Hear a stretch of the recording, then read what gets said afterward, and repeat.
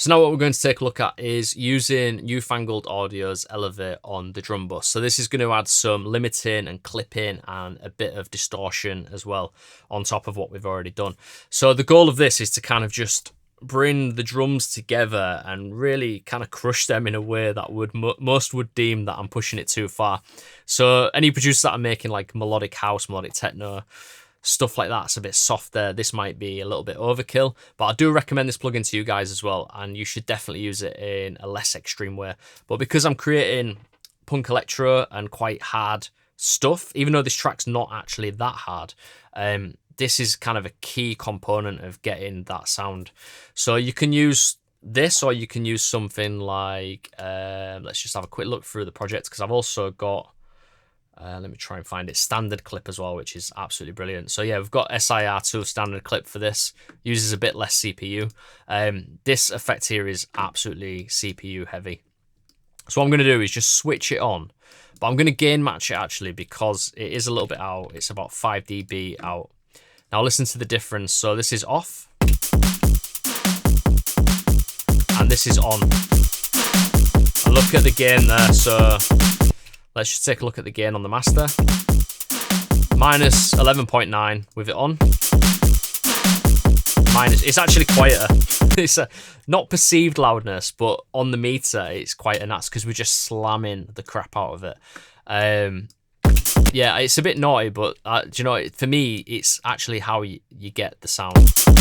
Have I just, yeah, I have just changed the preset there.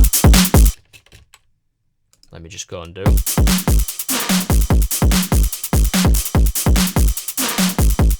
Right, we're back in. Yeah, I just basically pressed the preset there and went on to a different preset. So I'm going to show you how I use this. I've not been using it for long, so I'm still getting to grips with it. I am planning on reading the manual soon, but I've just been using it creatively by using my ears, not actually thinking too scientifically about what each of the elements does. I kind of know what a clipper is now, and I kind of know, you know, what transients are. I know what limiting and EQ is, so I kind of do understand it. But I've been using it in a way that's kind of shaping the sound as well. And what you do is you use the center section here. Let me just bring that volume back down now, because we don't need it that high. Center section shows you the gain reduction that you're doing. So you can see it's quite heavy gain reduction. I'm like clipping quite heavily there. And then what I'm going to do is just go through the different sections. So let's turn off these sections like this, and then we'll put them on one by one. So the first thing that we're going to look at is the limiting. So you can see we're limiting there. What you can do is you can bring up the limit again. So if we take it down, that's pretty much no limiting. You can see the meter there coming down, very minuscule amount, and we're just getting a bit of gain reduction. As we bring this up, you can like super slam it, which is way too much, but I went for about 5 dB, and that seemed to give me the sound that I was going for. And then you've also got speed as well, but I've just left it at 1 millisecond. Too fast, you get a lot of artifacts. Too slow, doesn't clip it how I wanted it to clip it. It's not fast enough. So I've just left that on with adaptive gain and adaptive speed.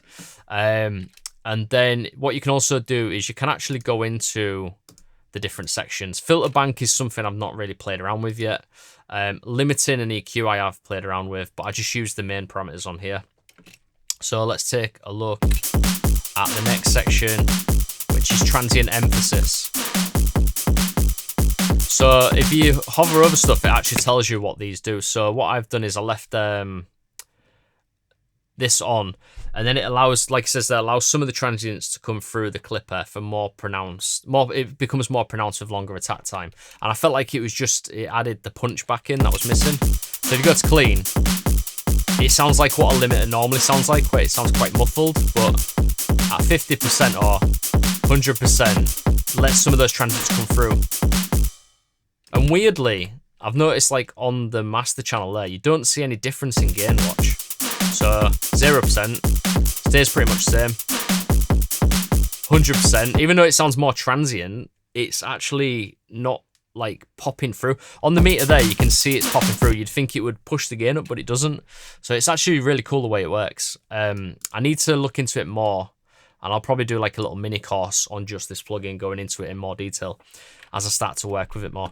And then we've also got the spectral clipper as well, which sounds really nice. So this This adds drive, so you can use it to distort it more.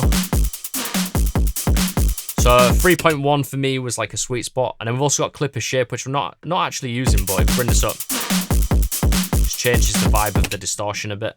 The other thing as well is adaptive gain as well on the limiter.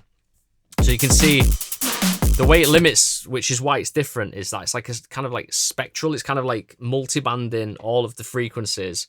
Quite a lot there actually. So I'm using 26 bands, which is why it's heavy on CPU, but it's splitting it into 26 bands.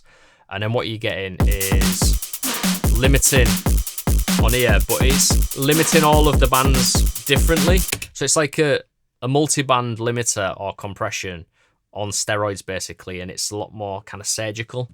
But then you've also got this adaptive gain as well, and if I just hover over that just to jog my memory. So yeah, it activates adaptive gain control, and it may increase processing load, but if you go here, allows the gain reduction each band to vary for a potentially louder output, but it may affect the tonal balance. So it's kind of shaping the whole frequency range and tonal balance in a way to allow you to get an even louder output. So if we bring this down to 0, you can see it's crushing down on all the bands a lot more, whereas above here, it's adaptive, so each band will be reduced differently to one another depending on how much gain each band has got. So yeah, that's how I figured it out, and then I just basically found a sweet spot for it. So that's how I'm using it at the moment, quite creatively, and I'm just listening to what I'm doing and kind of getting the right amount of gain reduction.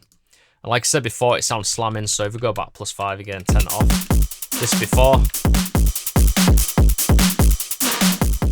Not for everyone, because it is like really crushing the sound and slamming it, but I like that vibe. And then the Pro Q. So this is just like overall drum bus EQ. And let's turn it off and then back on again. So you can see what we're doing there is we're boosting the low end, so around 116 hertz and below. So this kind of area, and we're just bringing up that low end, but we're also cutting below 22 hertz as well, just to roll off the sub frequencies there. And then we've got a bit of a dip here, so this was quite a knocky sound from the kick and the snare, and you can see I've just reduced that by about 1.2 dB. And then if you just turn that one off a second, so on the top end we're doing a roll off around 16k, and then the shelf we're just bringing that kind of fizz down a little bit by almost 2 dB. And then what I've done is to just add a bit more energy into the drum bus, is to add 2 dB of 1.6k, so it's around almost around 2k, which is normally where the snappiness is in a snare drum. So you can hear that there. So without it, and then with it, just a lot more rounded, also a lot beefier in the low end and a lot snappier in the 2k area. And then this whole chain, if we turn it off, obviously we have to gain match it again. Such a massive difference. So yeah, we've got that going on. And then the last little thing in this rack, we've got this filter volume and width, which I'll come on to once we start looking at the arrangement of the track. And with this, it's basically just a rack that I created, which allows me to quite easily do a high pass filter in, like a DJ, and I can change the resonance there. But the cool thing with this rack is when I bring it back to 0, it switches itself off. So I just have to automate that one knob rather than automating on, off, and the knob, and also then sorting out the resonance. Same with the low pass as well. And then the volume, it's just a way that I can automate the volume during the arrangement rather than using the track faders. Because if you start automating the track faders, they end up getting locked where you've automated them, and then it's not as easy to kind of change the volume of each track when you're mixing. So I like to keep all of the volume and stuff within the racks within the tracks. So if we go to the arrangement and take a look at that volume automation, you can see there I've just done it in a couple of areas, and we'll talk about this more later on, but basically what it did was when the snare comes through, what it does, that volume automation there, it just allows the snares to be reduced, because once we take the kick away, the snares come up in volume. And the reason for that is when you're pushing sounds into distortion and limiting as well, it's crushing the whole drum bus sound as a loop. So if you take the kick away like this, let me just go back to a loop like this, take the kick away, listen to the volume, everything kind of comes up a little bit, especially the hats. So if we just solo the hats, let's take away the claps and everything, actually.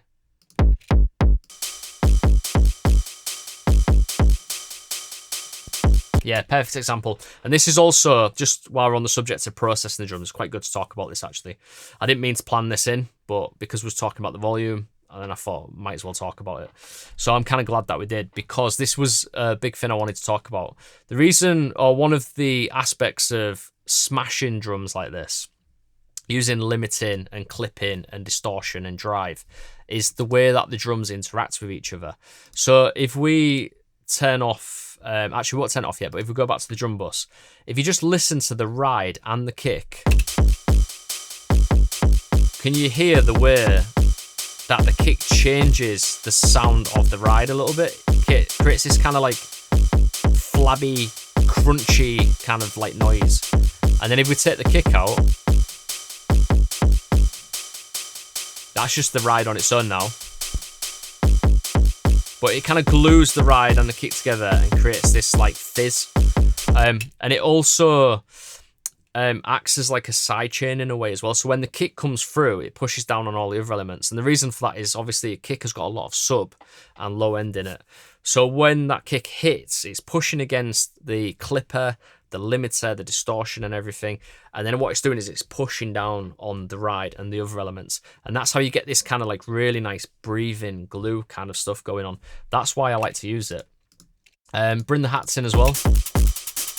So yeah, my point before was as well, when we take the kick out, everything else gets louder. So we have to do a little bit of automation in the arrangement to kind of just bring it all level again. Let's take out the distortion, and actually let me just put that to +5 again. Let's take out the distortion and the limiting. Now listen to the drums now. Take the kick out, put the kick back in. Everything sounds kind of separate from each other. There's no relationship going on there. But then if we put these on again, actually let's bring that back down, and then take away the kick, it sounds as one cohesive kind of loop and sound. Without it, you don't get that kind of like that glue. That's pretty much it for the drum bus processing. And next we're just going to quickly talk about this vinyl sample that we've got here. It's not actually a vinyl sample, it's from my Syntax in texture pack, and it's a created vinyl texture using the Syntax, so it's a bit weird and different. So check this out. It's kind of got a quality of a vinyl though. So I was just going to get like a vinyl sample, and I thought I just made that pack, I might as well use the audio from it. And the idea of this is kind of following on from what we just talked about with the kick and the ride and the hats and the relationship between the kick pushing down and everything. It's the same with this vinyl noise as well. If I bring it right up, if I just take out everything and bring this up. So I just added it in to add a bit of like noise and analog grit to the sound. Again, just to glue it together. But I'll put it at -33, so it is quite low.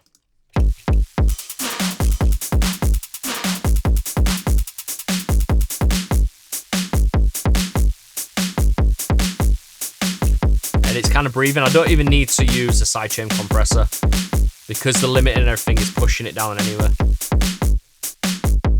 So I was going to push it up in the mix, but I ended up going quite low with it.